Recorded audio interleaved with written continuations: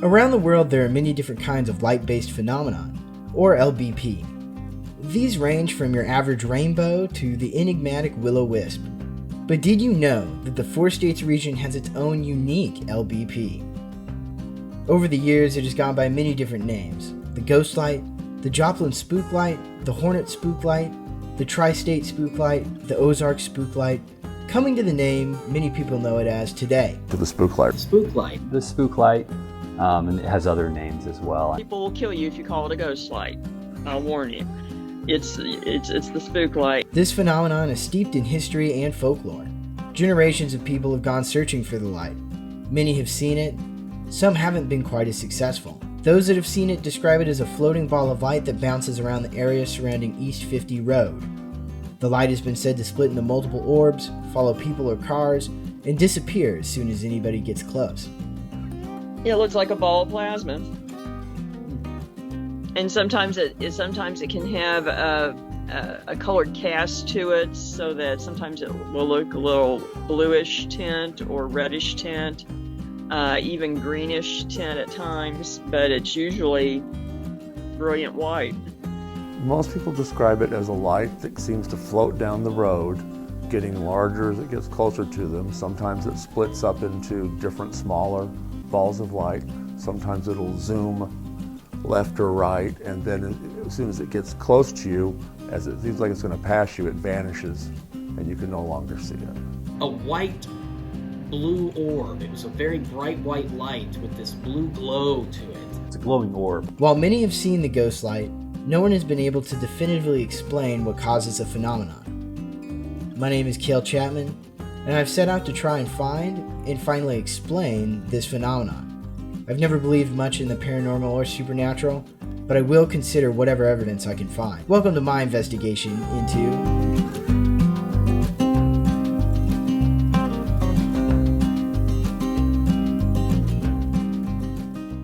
I think that the most appropriate place to start my investigation is with the history of the phenomenon and the folklore that surrounds it. To find out these things, I sat down with two locals. I met Chris Wiseman, the curator of the Joplin History and Mineral Museum, in person, where he showed me the museum's exhibit dedicated to the ghost light. I also had a Zoom call with Lisa Livingston Martin, a paranormal researcher and co-producer of the Dark Ozarks podcast. It was something that my parents and grandparents would talk about when I was young, so I've kind of grew up with the legends and all the myths that surround the Spooklight. Chris has even gone out to see it himself. My best friend and I drove out and got horribly, horribly lost. Had no idea where we were. We were somewhere in Oklahoma. And a car shot past us heading off into the darkness, and we said, well, follow them. They look like they know where they're going. And we actually, that night ended up, they took us right to the Spooklight Road. So I have never actually seen it in person. I've been out many, many times looking for it, but I've never seen it. Despite not seeing the ghost light with his own eyes, Chris is very knowledgeable on the stories and folklore behind the light itself. Well, they go back so far, to when the people were first settling here in the area. And there are stories of that it is the ghost of an Indian looking for his lost love. There's one that it's a dead Confederate soldier who's looking for his head that was shot off by a cannonball. Just a lot of fanciful different things like that. Early on, it got the nickname the Devil's Promenade because I thought it was something more ghost or eerie than a natural phenomenon. I hear so many different ones all the time, and the most common one from the 50s on up is just that it was the ghost light, and they it's some kind of thing that was supernatural, but no one could figure it out. I asked Chris if the old legends had any truth to them, and what he personally thought the light was. 100% car lights. They did testing with lasers and were able to pick up lasers detected that way. It's just the most logical and the most simple explanation. I guess it could be a UFO, and we have books from the time period that talk about, the UFO lights at Hornet, Missouri. But the simplest answer is just we're looking at car lights. Tends to be more common to see when it's very humid out, which if you're looking at one of the things that they're talking about for the more scientific explanations for, actually kind of gives credence to a non-supernatural origin because of the humidity and the way moisture in the air can affect the way light travels. Chris says there is one caveat to that explanation, however. Well, I mean, there are arguments they can put forward that can't be rebutted. The whole idea that it existed before that the automobiles were in widespread use. The fact that Spooklight Road has changed over time. To me, that kind of proves that it's changed to orient with other roads, but you just don't know. But there's this an old saying that for those who believe, no proof is necessary. For those who don't, no proof will ever be enough. After talking with Chris, I called Lisa to go more in depth about the supernatural aspects of the light. I've written and lectured on it for 20 years and researched, etc. So, I mean, folklore and mysteries, everything else is, what we do. That's, what we cover with Dark Ozarks and in the Dark Ozarks podcast is everything in the region. Lisa was able to get me up to speed on some of the finer details of the legend. There was a chief that was beheaded there. And so there are some tales that it's the Indian chief looking for his head. Then, of course, there is the ever-present suicidal Indian princess legend. There's another version that it is a miner. He's died and he's lost, and it's his lantern. Although mining wasn't right in that area, it was a little further west and then further north and east, but not that specific area. There's another legend that it's the light is of a farmer whose children got lost, and he went out searching for them, and none of them were ever found. And so the light is supposedly his lantern looking for his lost children. There's never been able to verify any empirical facts, that there was such a case, but those are kind of the legends. Over the years, Lisa has had several paranormal experiences in the East 50 Road area.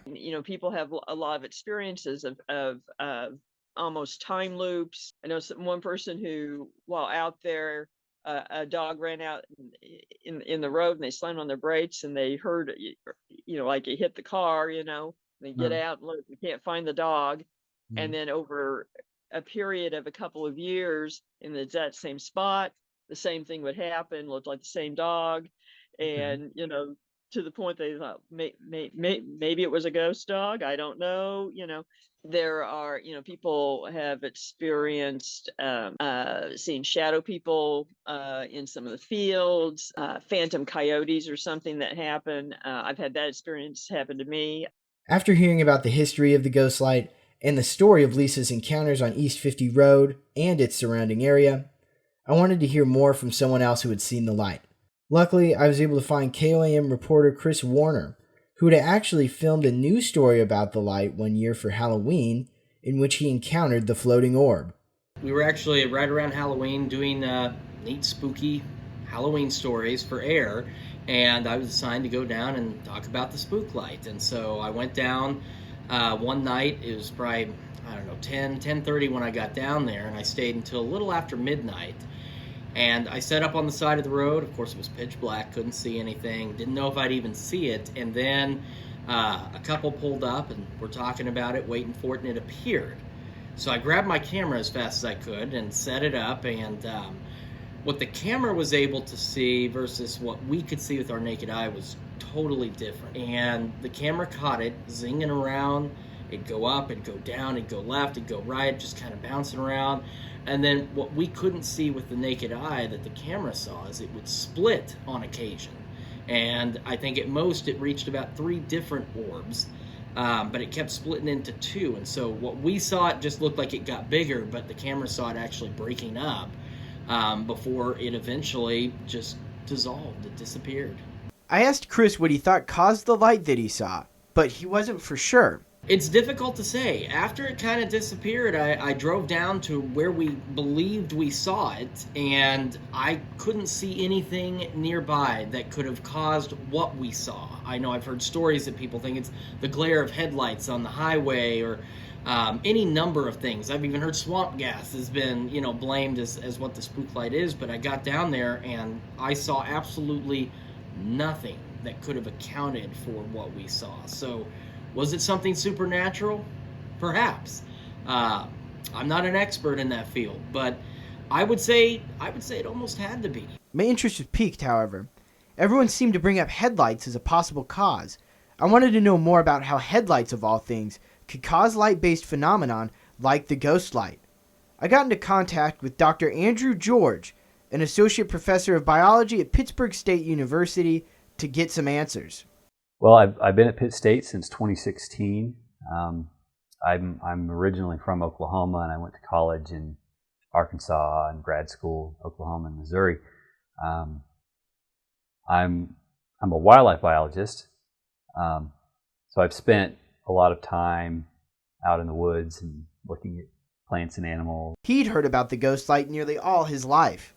My father told me about it when I was a kid in Oklahoma, so I've known about it a long time. And my dad, he said he went to see it when he was a kid, and so this lore is pretty well known in the 4-state region. This is what he had to say about what might be creating the light. I've heard at least two. One idea is that it's bioluminescent gases or luminescent gases. It's swamp gas or something like that, which does occur in some places in the world where you have different types of gases, phospholuminescent gases that are produced from organic matter decaying in the soil. I don't think that's probably what's going on here, because the soil and the topography probably aren't producing those gases. I think it's almost certainly caused by headlights, from car headlights, and that explanation has been explored again going back decades. It's not a new explanation for it, but it's in Oklahoma, just a few miles west of Hornet, which is just a few miles south of Joplin. Where people see it is facing west, and now that's right where I-44 goes. So you're just a few miles west of headlights from I-44. And then back before I-44 was around, that's where Route 66 went, right by Quapaw. And it's also directly west of the Spring River. So, there's a lot of topography there. So probably what's happening is the atmosphere is condensing a little bit from changes in air temperature because of the river, either warmer or cooler air coming off of the forests and hills around there. And it's probably causing the light to refract a little bit through the atmosphere from cars. Might seem like a stretch, but that's really, there have been some folks over the years who have tested that explanation by having someone go over on the highway and flash their lights at a certain time, and then they could see that from the road. With all of my information and interviews done, I felt ready to go out and try and investigate this on scene. Tonight I'm going down across the Oklahoma state line to East 50 Road's Devil's Promenade to hopefully capture footage of the ghost light and gather evidence of what it could truly be. We've heard from experts and done our own research on what this phenomenon may be and what might be causing it, but now we will put all that prep to the test. I have with me several pieces of gear to try and help detect the ghost light and maybe even determine its origin. My first piece of equipment is an infrared laser thermometer. With this thermometer, I'll be able to detect changes in temperature from a distance. With the ghost light giving off a fair amount of light, it's reasonable to assume that it would also put off heat. A spike in temperature could allow us to detect where the light may appear and could give us some insight into what's causing it. If the light is of spectral origin, then the temperature of the surrounding area may drop. According to ghost hunting groups worldwide, the presence of a spirit is accompanied by a drop in temperature. My next piece of equipment is a UV flashlight, more commonly known as a black light. These lights are well known for making all manner of things glow in the dark, but did you know that they'll make certain animals glow as well? Everyone knows about bioluminescent animals like fireflies or anglerfish, but there are animals that have biofluorescent properties that could cause them to glow under UV light. Obviously, the ghost light is giving off its own light, but with this tool we can see if it has any fluorescent properties or if it leaves any kind of spectral trail behind. This light could also reveal any hoax mechanisms that are helping to create the ghost light, such as smaller laser lights, transparencies, or even holograms. Finally, I have a multimeter. A multimeter is a common tool used for measuring different electrical properties. You'll most often find them being used by electricians to test electrical outlets or anyone who wants to test the charge of their own batteries. But for my investigation, I'll be using this multimeter to try and detect changes in the surrounding electrical field. While I'm on site investigating, there won't be any large sources of electricity or magnetic radiation. So if the meter starts to get weird readings, something paranormal could be happening. The multimeter has found its way into many ghost hunters' tool belts over the years, and paranormal investigators swear by its accuracy. Of course, I'm bringing my camera, but unlike most paranormal investigators, I will not be using night vision or infrared capabilities. In order to really catch quality video of the ghost light, we need to see it shining through the dark. I also have a headlamp and a handful of other standard LED lights to set up camp. With all of this equipment, hopefully we can find the light and gather data on it. But let's hop in the car and see.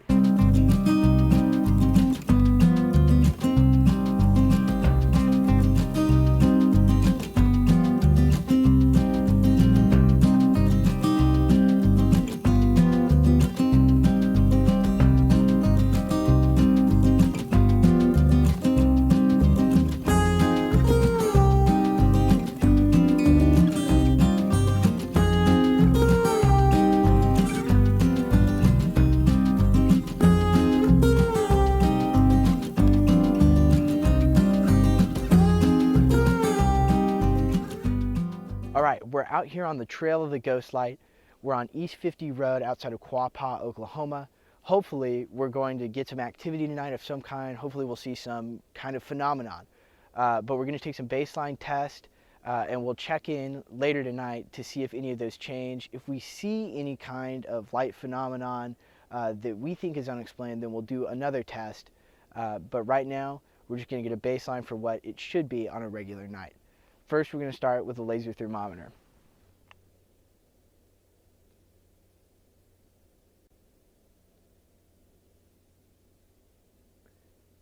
So we've got a good consistent reading there. The ground temperature here hovers around 13, 14 degrees. It's a cold November night, so no surprise there.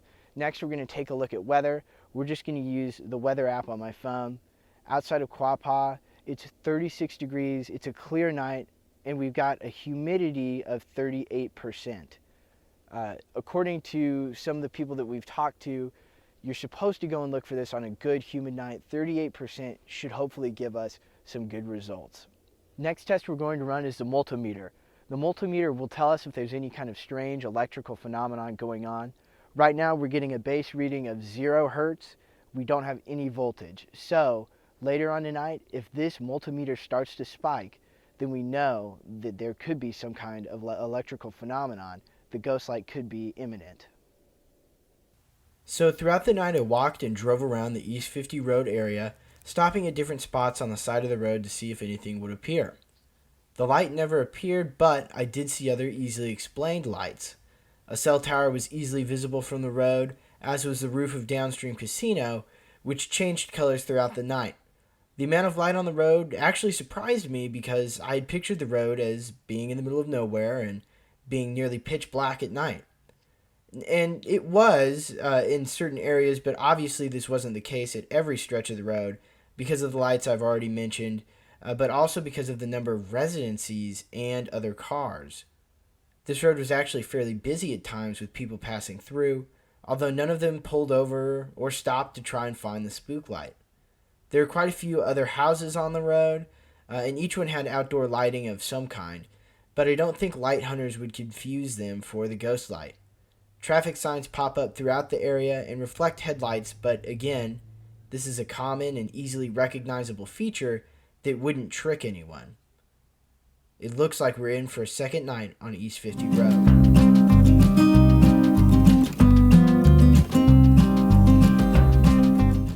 Alright, so we're out here back on East 50 Road for night 2 of our investigation into the Spooklight. I'm using the infrared setting on my camera here. Again, you can see it's pretty dark outside. did some initial readings. It's a little bit warmer out here today than it was last night. So we've got 25 degrees of ground temperature. We checked the weather app. We've got, a 41 degree mark of actual weather, and it feels like 35. So overall, it's hotter outside. We were told to come out on a hot, humid day. So this temperature increase is definitely, something that is pretty encouraging. And then number two, the humidity itself is also up about 20% to 56% overall total tonight. So we're hoping to see some good ghost light action. We have expanded our zone of investigation to hopefully try and catch the ghost light in action. So we're going down 50 Road still, but we've also expanded it to State Line Road and the rest of 680. So maybe we'll catch something. We're going to keep rolling on footage. We're going to use some infrared and see if that helps at all with seeing it. I know that I said earlier in my introduction for night number 1 that we weren't going to use any infrared because we wanted to catch the ghost light and really see it, shining through the darkness. But we'll see if that, extra light spectrum that infrared can catch really picks up on anything. See if we can possibly see it forming or something like that. But so far, everything has been just about the same. A couple cars have gone by. We've seen some deer out tonight. Yeah, this is where we saw that deer.